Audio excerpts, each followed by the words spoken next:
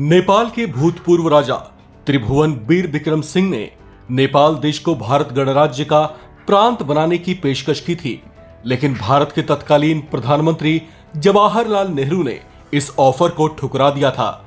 यह दावा मिलता है भारत के पूर्व राष्ट्रपति प्रणब मुखर्जी की ऑटोबायोग्राफी द प्रेसिडेंशियल ईयर्स में। लेकिन देश के पूर्व प्रधानमंत्री पंडित जवाहरलाल नेहरू ने ऐसा किया क्यों? उन्होंने सामने से आते बड़े मौके को खुद ही क्यों गंवा दिया था और इस पर सरदार वल्लभ भाई पटेल का क्या मत था? इसे विस्तार से समझते हैं। सबसे पहले हम आपको बताते हैं राजा त्रिभुवन बीर बिक्रम सिंह के बारे में।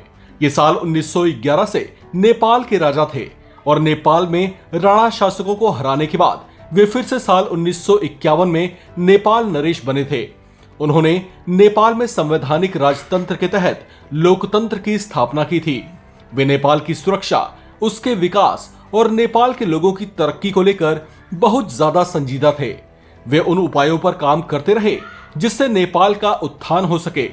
पूर्व राष्ट्रपति प्रणब मुखर्जी ने अपनी ऑटोबायोग्राफी द प्रेसिडेंशियल ईयर्स में इन्हीं राजा त्रिभुवन बीर बिक्रम सिंह शाह को लेकर यह दावा किया है कि उन्होंने ही नेपाल के विलय का प्रस्ताव पंडित नेहरू को दिया था। मुखर्जी अपनी किताब में लिखते हैं कि उस समय पंडित नेहरू ने नेपाल नरेश के इस ऑफर को ठुकरा दिया था। प्रणब मुखर्जी के मुताबिक नेहरू का कहना था कि नेपाल स्वतंत्र राष्ट्र है और इसे स्वतंत्र ही रहना चाहिए। उन्होंने नेपाल के साथ संबंधों को बेहद ही कूटनीतिक रखा। किताब द प्रेसिडेंशियल ईयर्स के 11वें अध्याय my prime minister different style different temperament में प्रणब मुखर्जी ने लिखा है कि अगर नेहरू की जगह इंदिरा गांधी के सामने ऐसी पेशकश आई होती तो वो सिक्किम की ही तरह शायद इस मौके को भी हाथ से नहीं जाने देती। प्रणब मुखर्जी अपनी किताब के इसी अध्याय में पूर्व प्रधानमंत्री लाल बहादुर शास्त्री का भी उल्लेख करते हैं। प्रणब लिखते हैं कि शास्त्री का तरीका नेहरू से बिल्कुल अलग था। यहां तक कि एक ही कांग्रेस पार्टी से होते हुए भी इन दोनों पूर्व प्रधानमंत्रियों के सोचने और काम करने का तरीका कई मायनों में अलग था। आपको बता दें कि प्रणब मुखर्जी के इस दावे के अलावा बीजेपी के वरिष्ठ नेता सुब्रमण्यम स्वामी भी ऐसा दावा कर चुके हैं। सुब्रमण्यम स्वामी ने 4 जून 2020 के अपने एक ट्वीट में दावा किया था कि जवाहरलाल नेहरू ने 1950 में नेपाल को भारत के साथ मिलाने का ऑफर ठुकरा दिया था, कि नेपाल के राणा राजघराने ने नेहरू को विलय का प्रस्ताव दिया था। लेकिन इतिहास के जानकारों के अनुसार नेपाल के राणा राजघराने ने 1846 से 1946 तक राज किया था। इस वक्त नेपाल को दूसरों से अलग थलग करने की ही नीति थी।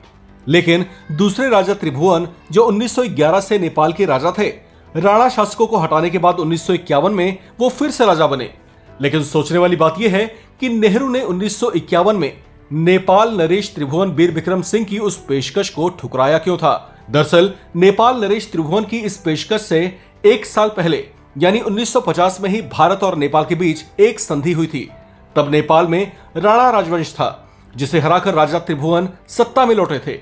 1950 में भारत के प्रतिनिधि चंद्रशेखर प्रसाद नारायण सिंह और उस वक्त नेपाली प्रधानमंत्री मोहन शमशेर जंग बहादुर रामा के बीच शांति और मैत्री संधि पर दस्तखत किए गए थे। 1950 की संधि भारत और नेपाल के बीच राजनीतिक, आर्थिक और रणनीतिक संबंधों को परिभाषित करती है। उस समय बहुत से नेपाली विचारकों को यह लगता था कि भारत ने राणा के खिलाफ गुस्से का फायदा उठाया था, जो कि था नहीं, और ना ही भारत ने कभी नेपाल पर कोई कुदृष्टि डाली थी। इस खबर में फिलहाल इतना ही। बाकी अपडेट्स के लिए आप बने रहिए वन इंडिया के साथ।